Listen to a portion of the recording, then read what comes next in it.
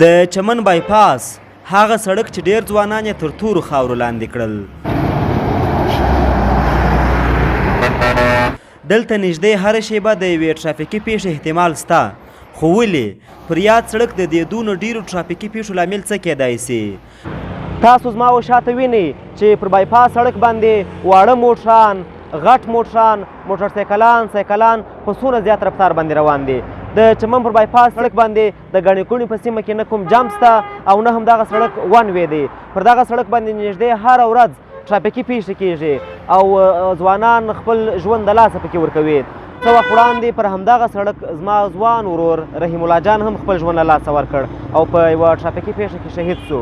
د چمن د خلکو یوه جدي غوښتنه له دولت څخه دا ده یا د لویو لارو د ملي ادارې څخه چې پر دغه سړک باندې د ګڼې ګوڼې په سیمه کې دي یا جمپونه جوړ کړي یا دې هم دا سړک ون وی کړي. د چمن اوسیدونکي وایي د یاد سړک هغه برخې چې د ګڼې ګوڼې په سیمو کې تیریږي یا دې هم پکې د ټرافیکي نظم لپاره جمپونه جوړ سي او یا دې هم د لویو ټرانزیټي ګاډو لاره جلا سي. دا د چمن بایپاس سړک دی چې د NHA تر نظارت لاندې راځي، نیشنل هایوې اتارټي تر نظارت لاندې راځي. دلته د آبادۍ ډېره لویه ګڼه ګوڼه ده او دا سړک ډېر تنګ دی. په کار دا دی چې دا سړک یا خو د کلوز سي، بند سي چې د عامه ټرافیک دپاره څنګ ته بله لارو سره ولري، یا دې دا ډبل سي، ولې چې پر دې ډېرې ستونزې سوي دي. دا اوس هم په اختر کې ډېره لویه واقعه پېښ شوله چې په هغه کې یو ښایسته ګلالی ځوان په شهادت ورسېدی. نور روزانه که نه یې د ونیزې په بنیاد باندې هلته د کوچنیانو، د لویانو، د سکولونو دلته لارې راځي. دا ډېر رش لري، ټول ټرافیک پر دې باندې دی، سیول، ترانسپورټي، ترانزیټي مالونه. په کار ده چې حکومت دې ته پام وکړي یا خو دلته جمپونه ډېر کړي، بریکران، سپیډ بریکران ولګوي. دا اوس ویني چې څونه په سپیډ باندې دا ټرافیک ځي، دا ټول آبادي د ګڼه ګوڼه ده.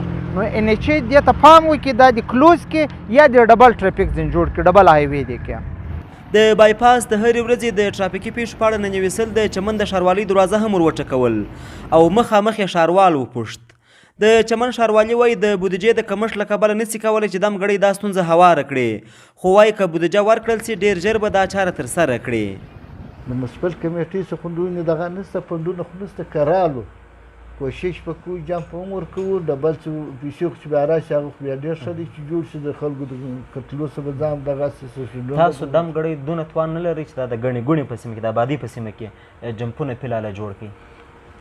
موږ خو اوس دا ګړی خو نه لرو، که بیا چیرې موږ ته ګورمنټ مدد وکړي یا چا وکړي موږ کوشش کوو. د ښاروالۍ ځینو نورو کارکوونکو ننویسل ته وویل دوی د NHA یا د لویو لارو د ملي ادارې سره په دې اړه غونډې کړې دي او ژر به د حل یو لاره ورته ومومي. حاجي صاحب و، منسپل کارپوریشن و او زموږ کونسلر ملګرو ټولو د EC او DC سره پر دې مختلفو وختو کې ملاقاتونه هم کړي دي د دې اکسیډنټ په حواله، چونکې دا نیشنل هایوې ده او دا په ګڼه ګوڼه کې دی، دا یو پورشن یې.